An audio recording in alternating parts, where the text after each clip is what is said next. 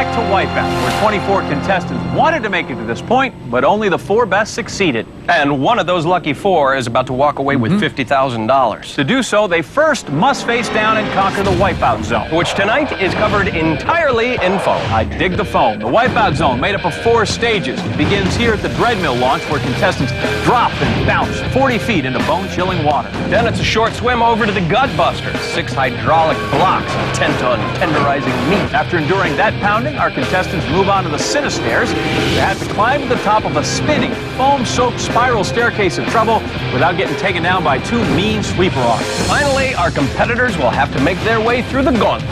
Crankshaft winds it all up, followed by the intimidating Blades of Fury, and then the treacherous beater top. From there, one slippery leap to the finished platform. 4 contestants remain. The one with the best time goes home with all that money. First up, aspiring accountant David Harris. He's down on the field with Jill right now. All right, so have you got a strategy? Do it quick. Don't fall in the water. Don't get wet. Yeah, that always works. He's going to make a wonderful accountant someday. Let's review his journey to the zone. Aspiring accountant David Harris found his balance to be an asset on the qualifier and again on the double cross. Despite some miscalculations at sleepy time, he realized one of his dreams and made it to the Wipeout Zone. Our aspiring accountant also aspires to win $50,000. The launch sequence initiated. And there he goes. And into the water on his back. Whoa! Yeah, a bit of a flat entry, and that's going to slow him down and potentially knock the wind out. Now here comes David up to our Gutbusters, those blocks that build to a height rising 16 feet above the water. Yeah, tonight made that much harder by the foam covering the entire Wipeout Zone. Oh! Our aspiring accountant is learning the hard way just how slippery that foam really is. Back to square one for the accountant. On the second try, we'll see if he learned anything about proper technique from his first attempt fall. Oh, no! He has not quite gotten the hang of this yet as he goes in virtually the same spot as last time. Lesson here, if you fall early. The farther you go, the longer the swim back. And all that foam makes things even trickier in the water. David getting by the gap that gave him that trouble here previously, and finally has the end of the obstacle in sight. Just one more jump and he can finally move on. And there it is. His triumph will be short-lived, though, as an exhausted-looking David slides down toward the Cinestairs. Burned up 7 minutes to this point. Oh, there he goes again. The combination of the fatigue and the foam is too much. He is in the water yet again. Traction will not be any better on his second attempt. David nearly taken out by the sweep run. Barely dodges another, but able to stay up, and he scampers to the top of the Cinestairs. Now it's just a short jump to the platform. Just makes it. Sounds like that mad dash up the Cinestairs really took the wind out of him, Johnny. No rest, though, for David. The gauntlet awaits.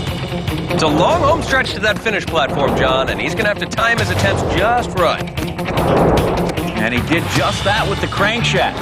Blades of Fury next, and very quickly across and onto the final element now, the beater totter. After a rough start, our aspiring accountant is really picking up the pace now. David sliding forward. The beater totter rises up. Oh, and David slides down and away. Yeah, he was right at the end, but he slides all the way back now. He has to go all the way back and start the gauntlet all over again. Have that swim back sapping much of his strength, but his focus is still good. No problem with the crankshaft. Eases through the Blades of Fury, and again, setting the time to beat will hinge on the beater totter. He also has to contend with that slippery foam. Oh, but this time the foam not a problem. He is a credit to his would-be perfection, finishing in a time of 13:26. Let's see how that time holds up against our next contestant, Vincent Rapalea. Delivery man Vincent Rapalea express mailed himself through our qualifier, then made the double cross a priority when he became the first person to advance. At sleepy time, he had another first-class performance, shipping himself off to the Wipeout Zone. Our Dreadmill powering up for the launch sequence as aspiring accountant David Harris watches from 40 feet below on the sidelines. The launch sequence begins, and there he goes.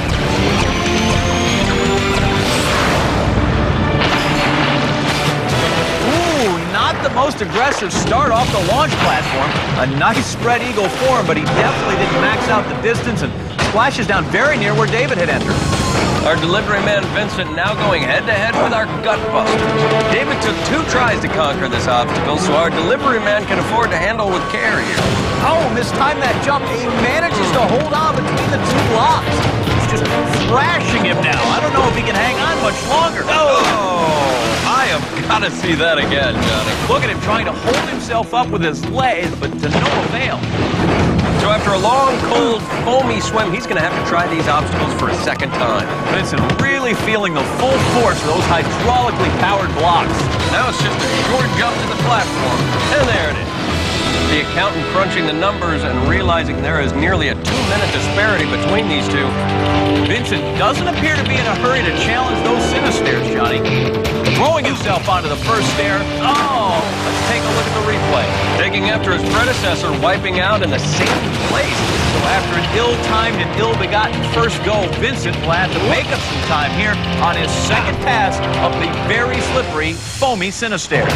Now Vincent is sending himself express mail to the top of these Cinestairs, and he is coming around on what might be his final revolution. Waiting there.